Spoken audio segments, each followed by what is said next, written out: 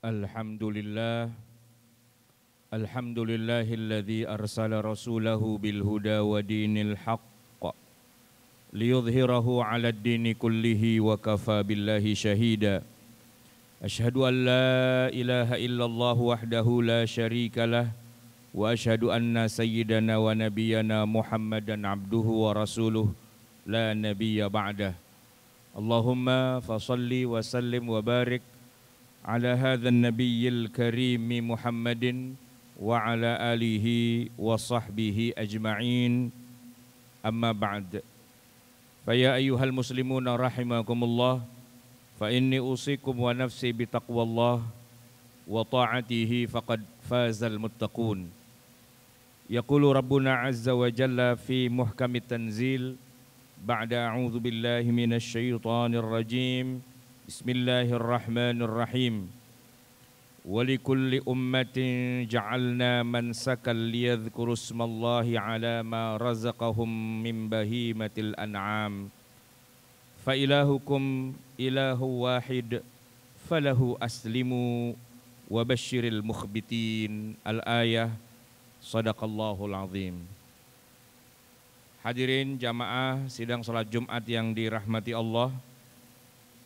Setelah kita awali khutbah singkat siang hari ini dengan membacakan rukun-rukunnya, yaitu hamdalah, salawat pada Rasulullah, dan tilawah, maka yang juga masuk dalam rukun setiap khutbah adalah disampaikannya wasiyah, khususnya buat diri khatib sendiri dan tentunya buat kita semua yang hadir di sini. Dan wasiat yang paling utama tentu saja wasiat iman, wasiat takwa. Maka marilah kita pertahankan iman, karena Allah sudah berikan iman ini pada kita tanpa kita minta. Allah sudah pilihkan buat kita agama Islam ini sebagai agama yang kita anut sejak orang tua kita, sejak kita lahir dan sampai hari ini. Semoga Allah Subhanahu wa taala berkenan memeliharakan buat kita iman ini di dalam dada sampai akhirnya nanti kita hembuskan nafas yang terakhir. Semoga Allah berkenan menerima kita di dalam surganya. Amin ya rabbal alamin. Hadirin jamaah yang dirahmati Allah, setiap menjelang bulan Zulhijjah, selain kita umat Islam disibukkan dengan berbagai macam ibadah seperti haji, sholat Idul Adha, begitu juga ada puasa sunnah, maka yang paling banyak kita terlibat di dalamnya adalah menyembelih hewan kurban. Ritual penyembelihan hewan kurban ini jauh sejarahnya sejak zaman Nabi Ibrahim alaihissalam, namun mengalami terus penyempurnaan demi penyempurnaan. Sehingga begitu sampai di zaman Nabi Muhammad sallallahu alaihi wasallam, maka ibadah kurban itu menjadi sudah sampai pada titik yang paling sempurna. Kalau kita bandingkan kurban di zaman Nabi Ibrahim, Nabiullah Ibrahim alaihissalam itu asal muasalnya bukan diperintah untuk menyembelih hewan kurban. Asalnya beliau diperintah untuk menyembelih putranya sendiri, Nabiullah Ismail alaihissalam, yang masih kecil. Namun pada saat itu Allah tukar, Allah ganti, wa fadainahu bidzibhin azim. Kami gantikan Ismail itu dengan seekor kambing yang lumayan berbobot dan besar. Dan dari situlah kemudian awal mula ada ibadah kurban, yaitu menyembelih hewan. Kalau kita runut lagi ke belakang, sebenarnya perintah untuk menyembelih itu belum ada. Qabil dan Habil, dua orang anak Nabi Adam, ketika rebutan istri, mereka diperintah oleh Allah untuk melakukan ritual penyerahan kurban. Tapi kurbannya tidak disembelih. Yang satu berkurban dalam bentuk hewan, yang satu lagi dalam bentuk hasil pertanian. Lalu di dalam Al-Quran diceritakan idz qarraba qurbanan. Ketika keduanya itu melakukan ritual penyerahan kurban. Fatuqubbila min ahadihima, yang satu diterima kurbannya, walam yutaqabbal minal akhar, yang satu lagi tidak diterima. Tapi diterima atau tidaknya itu tidak lewat penyembelihan. Hanya dengan cara disambar petir. Dalam riwayat disebutkan, yang berkurban dengan hewan kambing itu, kambingnya kena petir, gosong, dan tentu saja tidak bisa dimakan. Karena memang yang namanya persembahan untuk Allah itu bukan untuk dimakan manusia. Itu adalah persembahan, dipersembahkanlah harta yang paling dia suka. Tanda diterimanya adalah terkena petir, gosong, dan yang satu tidak diterima ya tidak kena apa-apa. Nah, zaman Nabi Ibrahim penyembelihannya sudah berubah. Cara diterimanya dengan cara disembelih, darahnya kemudian membasahi bumi. Tapi satu hal yang menarik adalah pada saat Nabi Ibrahim menyembelih kambingnya itu, hadirin jamaah sekalian, kita tidak pernah membaca riwayat bahwa Nabi Ibrahim kemudian keliling kampung membagi-bagikan kupon. Dan tidak ada riwayat Nabi Ibrahim membagikan dagingnya itu kepada masyarakat. Karena yang menjadi inti memang bukan memberi makan. Yang menjadi inti adalah penyembelihannya itu sendiri. Jadi kambingnya itu setelah disembelih mati, ya sudah ditinggal begitu saja. Karena memang puncak ritualnya itu pada penyembelihannya. Begitu darahnya mengalir membasahi bumi, kurbannya Nabi Ibrahim diterima. Tidak ada cerita keluarga Ibrahim malam itu bakar-bakar sate. Karena memang tidak untuk dimakan. Namanya juga pengorbanan, namanya juga persembahan. Dipersembahkan nyawa kambing itu kepada Allah dan bukan untuk dimakan. Nah, barulah pada zaman Nabi Muhammad sallallahu alaihi wasallam Allah turunkan ayat wa at'imu, beri makan. Tapi sebelumnya Allah firmankan fakulu minha. Kamu yang kurban, ayo makanlah kurbanmu itu. Setelah itu wa at'imu, beri makan orang-orang.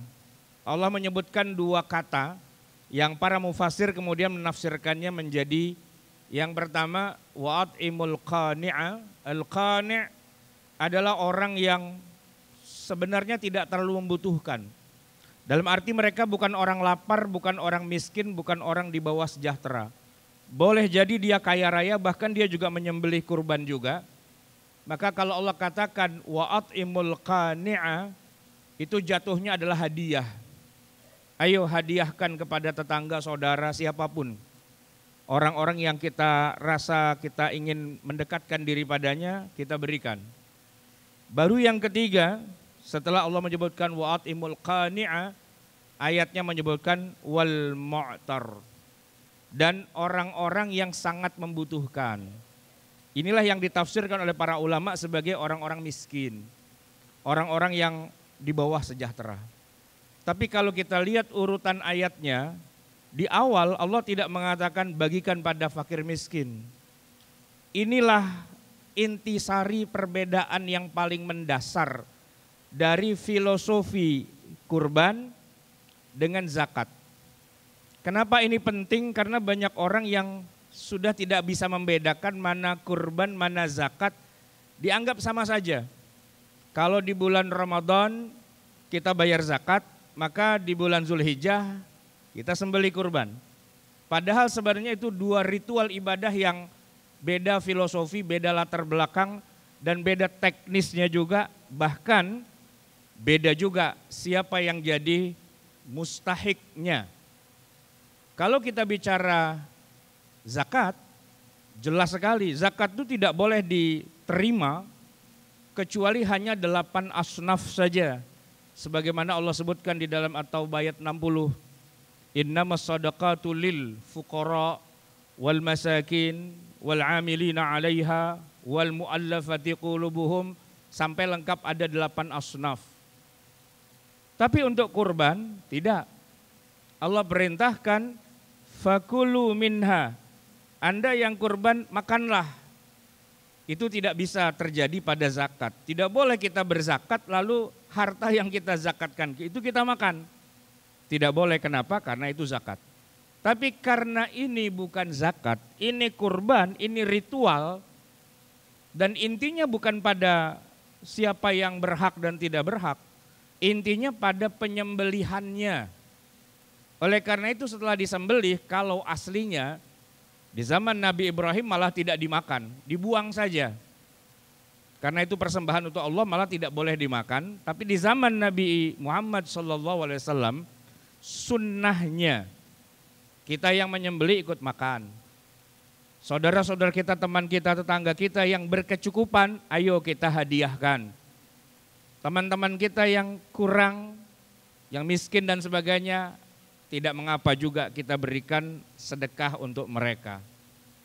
Maka hadirin jamaah sekalian, ketentuan penyembelihan hewan kurban itu ada di dalam Al-Quran. Dan sebenarnya kita setiap hari baca Al-Quran. Tapi karena yang kita ributkan sehari-hari hanya pahala membaca, kadang-kadang yang kita kejar itu adalah hafalannya, sementara kita tidak faham isi Al-Quran, maka itulah yang sering terjadi. Antara Quran bicara kemana dan prakteknya orang mengerjakan apa itu tidak sinkron. Dan masalahnya itulah yang terjadi selalu terulang-ulang setiap tahun. Bayangkan berapa banyak kita umat Islam yang memposisikan penyembelihan hewan kurban itu seperti zakat. Memang kalau dalam zakat ada yang namanya amil. Dan amil itu masuk dalam asnaf yang nomor 3. Setelah Allah bilang yang berhak itu adalah fakir miskin, maka yang ketiga memang amil, wal amilina 'alaiha. Tapi kalau yang namanya kurban itu tidak ada amilnya. Jadi kedudukan panitia penyembelihan hewan kurban itu sebenarnya agak sedikit bermasalah kalau mereka memposisikan diri sebagai amil yang merasa berhak dapat jatah atau upah dari hewan kurban. Kadang-kadang mereka jual kulitnya, kadang-kadang mereka jual kakinya, kepalanya, jeroan dan sebagainya yang dianggap itu adalah bagian dari hak mereka untuk biaya operasional. Rasulullah itu pernah jadi panitia penyembelihan hewan kurban, tapi bukan dalam konteks mendapat hak dari hewan itu. Beliau hanya membantu bagaimana masyarakat di Madinah saat itu yang pada minta keberkahan pada Nabi agar tolong disembelihkan, beliau sembelihkan. Tapi ketika yang minta semakin banyak, Nabi kewalahan minta bantuan ahli. Ini gratisan, tidak perlu bayar. Dan kemudian Nabi akhirnya malah merogoh kocek sendiri untuk membayar secara profesional para jagal yang bisa menyelesaikan pekerjaan itu. Jadi sebagai panitia Nabi itu tekor, karena beliau harus keluar uang untuk membayar jagal. Masalahnya orang hari ini pengen jadi panitia, tapi tidak mau tekor. Dia malah menjual bagian dari tubuh hewan itu yang membuat kurban ini menjadi tidak sah. Karena haram hukumnya menjual bagian-bagian tubuh itu. Lalu alasannya adalah kami kan amil seperti zakat. Nah itulah semangat keislaman itu kadang-kadang tidak beriringan bersamaan dengan ilmu-ilmu keislaman. Jadi semangat beramal tapi malas untuk mendapatkan ilmu dan belajar ilmu agamanya. Maka banyak orang yang menyembelih hewan kurban tapi jatuhnya enggak jadi kurban, sekedar sedekah biasa karena diperlakukan bukan seperti ritual ibadah kurban. Dan ini yang harus kita luruskan perlahan-lahan, kita harus sabar menyampaikan kepada khalayak masyarakat, semangatnya sudah bagus, tapi tolong disempurnakan ilmunya, biar jangan keliru yang terulang-ulang setiap tahun, dan jangan seperti orang-orang Yahudi yang kalau dikasih tahu ngelawan, ngelunjak, dan malah mengatakan siapa yang ngajarin seperti itu. Hadirin ma'asyiral muslimin rahimakumullah, maka semoga Allah Subhanahu wa taala menerima amal-amal kita. Untuk itu maka kita harus belajar ilmunya, mana yang boleh dilakukan dan mana yang tidak boleh. Ada ketentuan-ketentuan syariahnya agar jangan sampai ibadah kita turun derajatnya atau malah jadi sia-sia.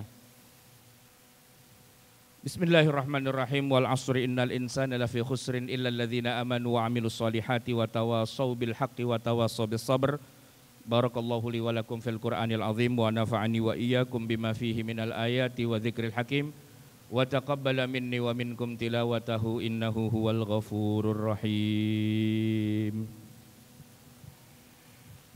اللهم صل وسلم على سيدنا محمد وعلى آل سيدنا محمد.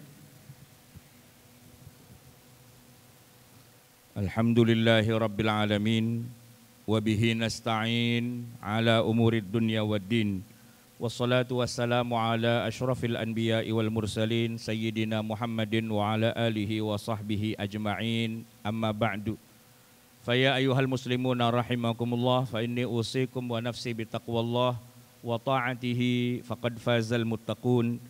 يقول ربنا عز وجل في محكم التنزيل بعد أعوذ بالله من الشيطان الرجيم بسم الله الرحمن الرحيم يا أيها الذين آمنوا إذا نودي للصلاة من يوم الجمعة فاسعوا إلى ذكر الله وذروا البيع.